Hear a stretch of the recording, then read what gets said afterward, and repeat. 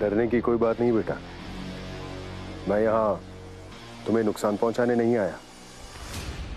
मैं जानता हूँ। जानते हो? लेकिन कैसे? इन पौधों की वजह से। जब आप चल के आ रहे थे तब आपने एक भी पौधे को नुकसान नहीं पहुंचाया। माँ कहती है कि जो व्यवहार हम फूलों और पौधों के साथ करते हैं वही इंसानों के साथ भी करते हैं। इसलिए मैं समझ गया था कि आप मुझे नुकसान पहुंचाने नहीं बल्कि मेरी रक्षा करने आए हैं।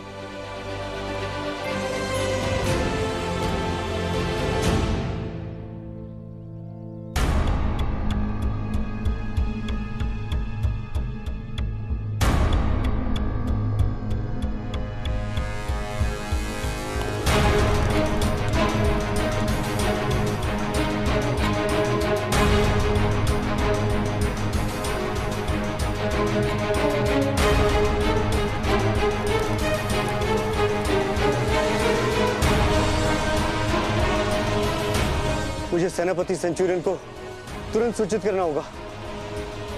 यशु,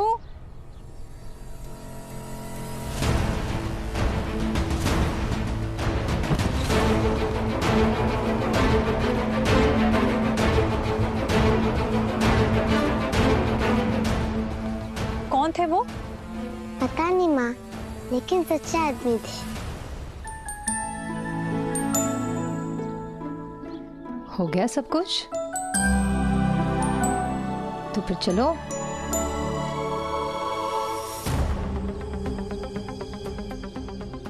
सेंचुरियन,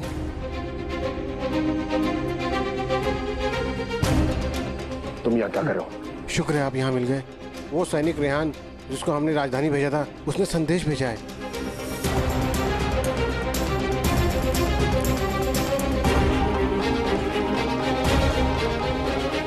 इस पर तो खून के धब्बे लगे। जी।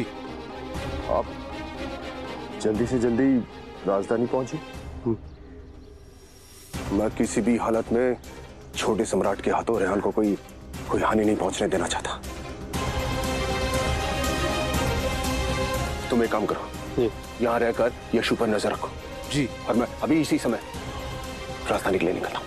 जी। जाओ जाओ जाओ जाओ जाओ। अरे इसकी क्या जरूरत थी? आपने यूं ही तकलीफ की। हे, तकलीफ की क्या बात है? मैं अपनी बेटी आशिया के लिए बना रही थी तो सोचा एक नीमा के लिए भी बना दूं। आखिर वो भी तो मेरी बेटी जैसी है, अब बेटी से बढ़कर है। जी। कल दोनों लड़कियां पहली बार पाठशाला जाएंगी।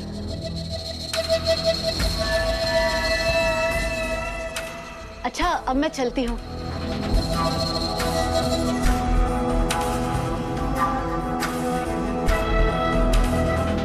ये यशु की चाची है ना?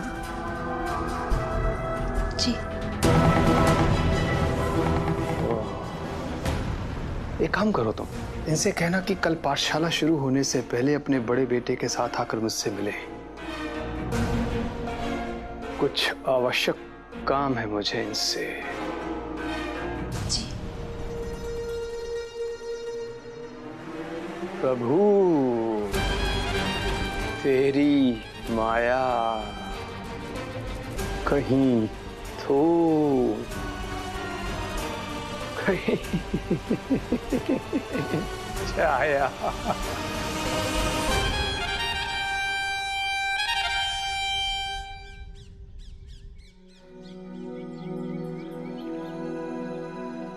अब चले माँ, आज पाठशाला का पहला दिन है। मैं पाठशाला देर से नहीं पहुंचना चाहता। पाठशाला शुरू होने में अभी काफी समय है, तुम्हें देर नहीं होगी। ठीक है।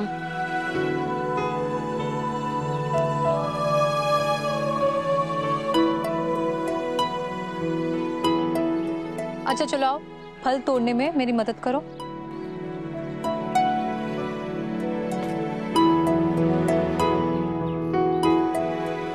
आ जाओ।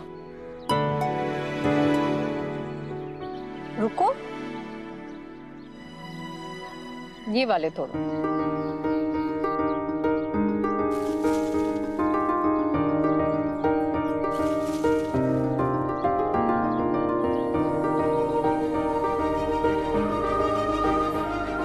इसे खाकर देखो कि ये मीठा है कि नहीं।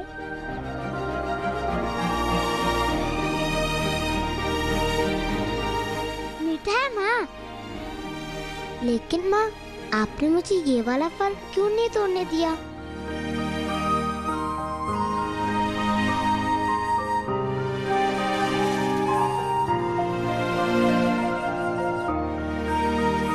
अब इसे खाकर देखो, खुद को पता चल जाएगा। लेकिन माँ, आपको देखकर ही कैसे पता चल गया कि कौन सा फल मीठा है और कौन सा खट्टा? क्योंकि बचपन में मेरे माता पिता ने हमें चीजों को देखकर परखना सिखाया था। देखो, पके हुए फलों का रंग, इसकी खुशबू खट्टे फलों से कितनी अलग है ना। बस चीजों को परखने की हमारे पास पेनी नजर होनी चाहिए।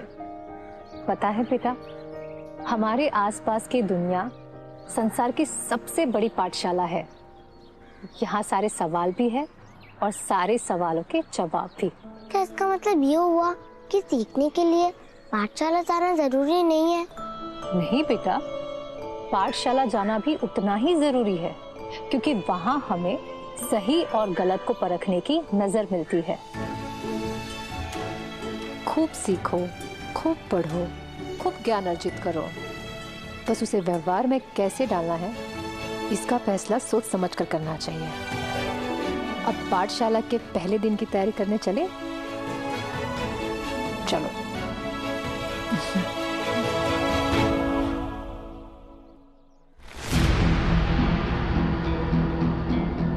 सुन बेटा, बड़े सौभाग्य की बात है कि रब्बी गुरुजी ने पाठशाला शुरू होने से पहले हमें यहाँ बुला लिया है। देख, जैसे ही वो दिखे ना, तुरंत सर झुकाकर प्रणाम करना, ठीक है? हाँ माँ, मुझे पता है। एक ही बात कितनी बार समझाओगी आप? चुप कर, उल्टा सीधा बोलता रहता है। उनके सामने कुछ उल्टा सीधा मत बोल देना, समझा? चल अब चुपचाप। प्रणाम गुरुजी।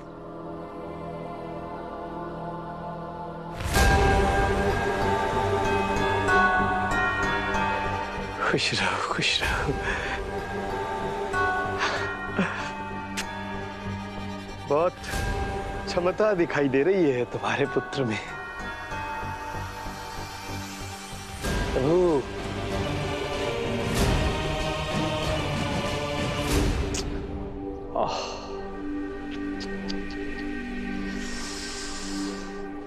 बहुत उज्जवल भविष्य हो सकता था तुम्हारा, परंतु अफसोस संभव नहीं है। गुरुजी, अब तो मेरा बेटा आपकी शरण में है, फिर कैसे गुरुजी? अरे मेरी शरण में ये एक कदम आगे जाएगा, लेकिन यीशु की शरण में 2 कदम पीछे चला जाएगा। इसीलिए तो मैंने कहा कि इसमें बहुत क्षमता है, लेकिन इसका भविष्य उज्जवल नहीं हो सकता, नहीं हो सकता, यीशु के कारण। अब आपने बिल्कुल सही कहा गुरुजी, यीशु ही हमारे परिवार में सारे फसाद की जड़ है। बेटा बेटा बेटा बेटा, और क्या क्या तकलीफें दी उस बालक ने? जब से पैदा हुआ है, एक दिन भी मैं चैन की सांस नहीं ले पाई हूँ। आपने अभी अभी कहा ना कि मेरा बेटा होनहार है, उसकी कोई कदर नहीं है गुरुजी। हमारे परिवार में सब 24 घंटे यीशु यीशु यीशु यीशु की रट लगाए रहते हैं। मैं यीशु के कारण अपने बेटी के उज्जवल भविष्य पे अंधकार का ग्रहण नहीं लगने दूंगी। गुरुजी, हमारी मदद करिए। तुम लोगों की परेशानियों की भनक मिल गई थी मुझे पहले, इसीलिए तो मैंने तुम दोनों को यहाँ पहले बुला लिया। देखो क्या है कि तुम्हारे पुत्र को मेरे निर्देशों का पालन करना होगा, तो उसके उज्जवल भविष्य पर कोई भी ग्रहण नहीं लग सकता, और फिर उस यीशु नाम की परेशानी से भी तुम लोगों को छुटकारा मिल सकता है। जी जी गुरुजी, बहुत बहुत आभार गुरुजी। मैं आपसे वादा करती हूँ, सिर्फ मेरा बेटा ही नहीं, मैं भी आपके कहे गए हर निर्देश का पालन करूंगी। हाँ हाँ हाँ, हाँ, तुम खुश हो, जाओ जाओ, आप आके लीजिए। जाओ तुम जाओ। क्या हुआ बेटा? रो क्यों रहा है? No no no no no no no, तू मेरी शरण में है बेटा। जो मैं चाहता था वही हो रहा है। जब यीशु के परिवार के कुछ लोग मेरे साथ मिलकर उसके खिलाफ हो जाएंगे तो जंग बड़ी दिलचस्प हो जाएगी। आओ यीशु, पाठशाला का पहला दिन तुम्हारे लिए बहुत खास होने वाला है।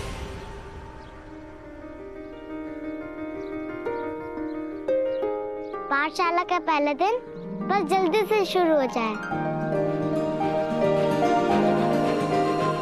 यीशु, आज से तुम्हारे जीवन में एक नया अध्याय शुरू होने जा रहा है।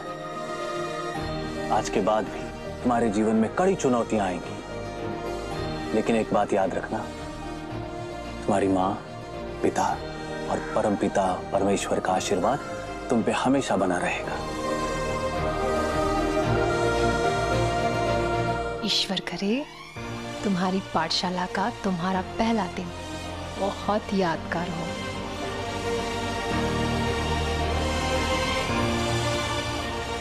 जाओ बेटा, जाओ।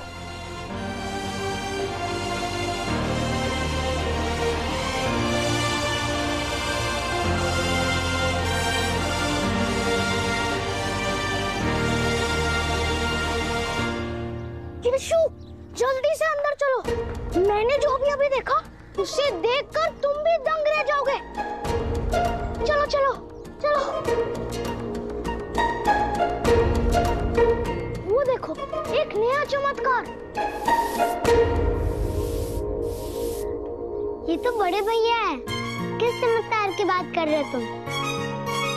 बड़े भैया जो कर रहे हैं वही तो चमत्कार की बात है यीशु भैया। आज से पहले आपने उन्हें कोई काम करते हुए देखा है क्या?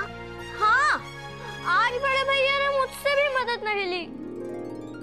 ये तो सच में अजूबा ही है। कुछ तो गड़बड़ है यीशु।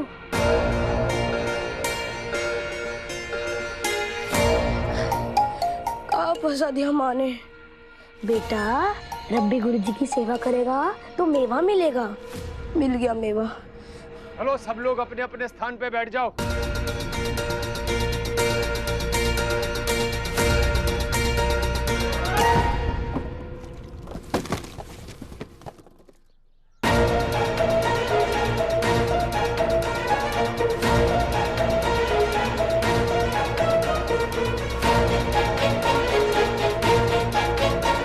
अब रब्बी गुरुजी छोड़ेंगे नहीं मुझे। चिंता मत कीजिए बड़े भैया, मैं स्याही साफ करने में आपकी मदद करता हूँ।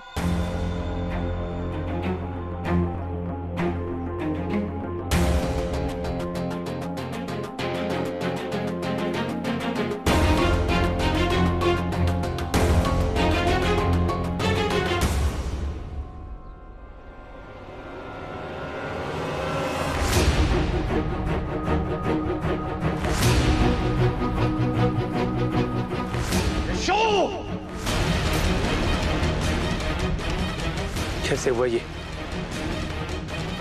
अगर मैंने बता दिया कि गलती बड़े भैया की है तो उनको गुरुजी और चाची दोनों से डांट पड़ जाएगी। इधर देखो, मुझे जवाब दो, कैसे हुआ ये सब? बोलो। मुझे माफ कर दीजिए गुरुजी, गलती हो गई। बताते क्यों नहीं कि गलती आपकी है? आपकी वजह से यीशु भैया को डांट पड़ रही है। अरे मैंने तो नहीं कहा था ना यीशु को जाकर स्याही साफ करे। अगर मेरी तरह अलग हट जाता तो रब्बी गुरुजी को पता नहीं चलता कि स्याही किसने गिराई है। समझी?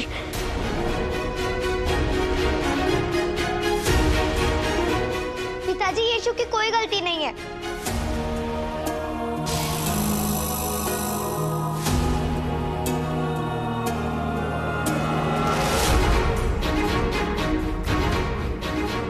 तुम तो कक्षा में मेरे बाद आई थी ना, तो तुम्हें कैसे पता कि गलती यीशु की नहीं है? वो पिताजी, मैंने कक्षा में मैं पिताजी नहीं गुरुजी हूँ। अगर मैंने कक्षा में लड़कियों को आने की अनुमति दी है तो इसका यह मतलब नहीं है कि तुम मुझसे बहस कर सकती हो। पाठशाला में मेरे नियमों का पालन करना होगा, नहीं तो घर चली जाओ।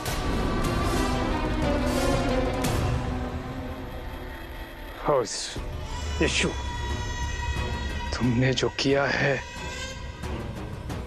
तुम्हें उसकी सजा मिलेगी।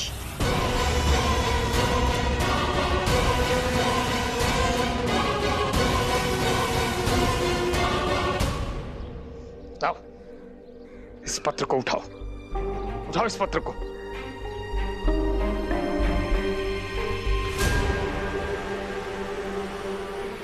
अपने सर पे रखो इसको,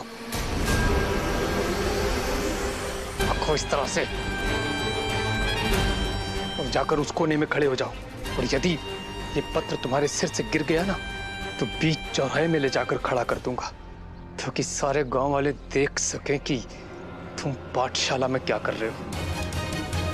चलो चलो।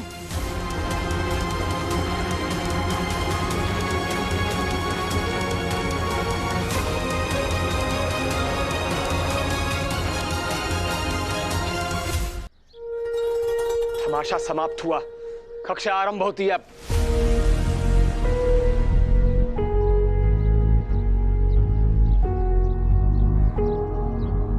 यीशु भी ना हमेशा दूसरों की गलतियों की सजा खुद भुगतने को तैयार रहता है। वो कोई और नहीं, मेरे यीशु भैया है याकूब, और देखना वो सब ठीक कर देंगे। अब किसी ने कोई शरारत की ना तो इस छड़ी से पिटाई होगी।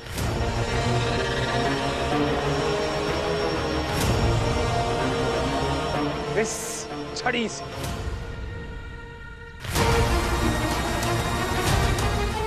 निकालो अपनी अपनी पुस्तकें।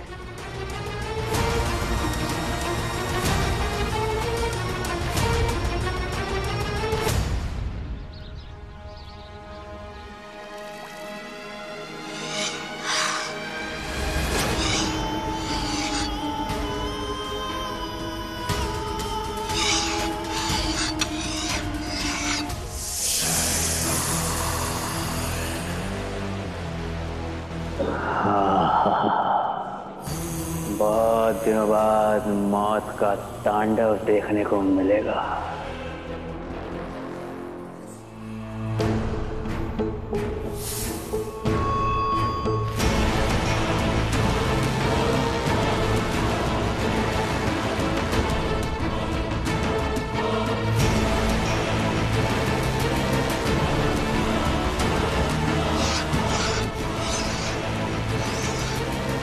केवल हाथ तुम्हारा होगा, लेकिन मारूंगा मैं इनको।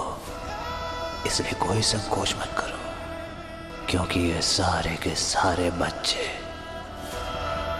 मरने के लायक ही हैं। एक सारे के सारे बच्चे मरने के लायक ही है।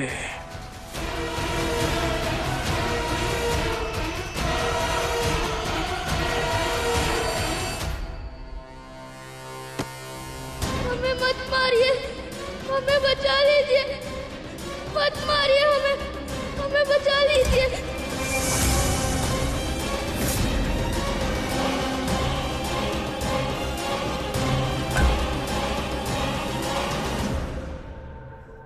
खून की नदियां बहेंगी। इन बच्चों की चीखों का संगीत मेरे कानों में गूंजेगा। मजा आएगा।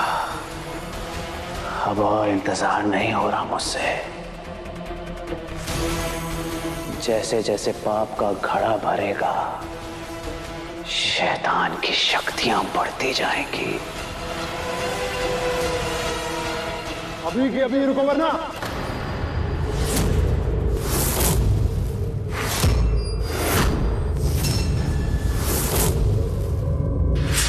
हमारे ज्ञानियों ने लिखा है कि किसी भी समस्या को खत्म करने के लिए उसमें पूरी तरह से घुस जाना अति आवश्यक है।